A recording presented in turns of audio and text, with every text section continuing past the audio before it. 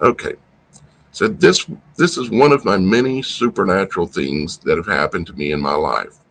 Years ago, a friend of mine's grandmother passed away, and some of the family had a restraining order placed against his mother. Therefore, she could not attend the graveside service for her mother. I live really close to the cemetery where she was buried, so his mother asked me if she could stand in the corner of my yard and watch as her mother was being laid to rest. And I said, absolutely. She came and stood in the yard during the service, then went on her way. That evening, I saw a shadow figure come through the front door, through a hallway, and up the stairs. It was moving pretty fast, so I only caught a glimpse of it, but my cat chased it upstairs. While I was trying to process what I'd just seen, I saw it again the hall, coming back through the hall towards the front door, and the cat was running behind it again and following it right to the front door. The cat then got up to the window and was looking out on the porch as if it was watching something. I looked out, but I couldn't see.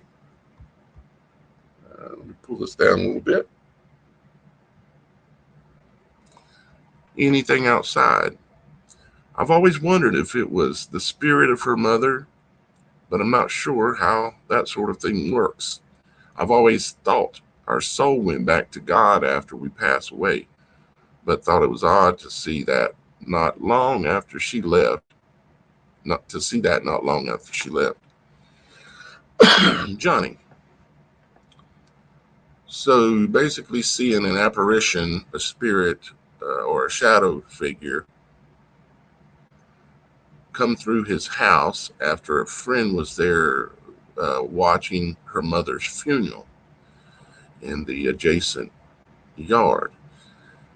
And you're right, or I would assume the same thing that our souls, uh, go back to God, and apparently there's exceptions somehow because I've seen a number of ghosts myself. I've mentioned a few different ones that I've seen on here before, and like apparitions and ghosts.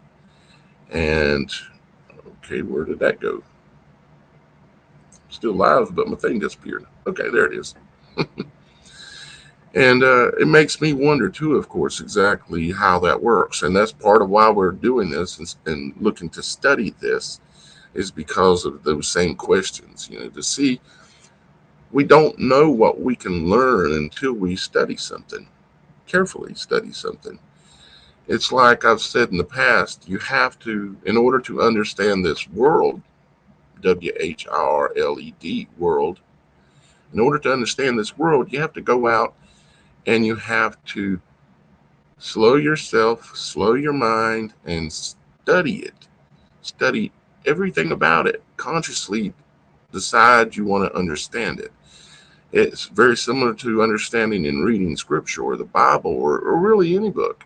If you want to really understand what the author's meant, you're going to have to study it. And so that's what we're doing here, Johnny, is trying to study just that kind of thing so that we can understand. I'm sure we'll never understand everything, at least not in this life, but we are meant to try to understand as much as we can, and especially to not be ignorant, which is what most of us have grown up like, including myself, grown up ignorant and basically was told lies right out the womb and damaged right out the womb with snake bites.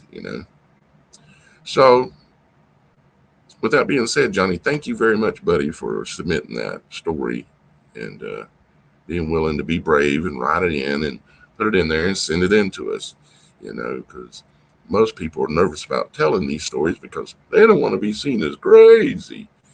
Well, you're not crazy here. You are definitely not crazy here, Johnny. And I'm sure you've seen what you've seen.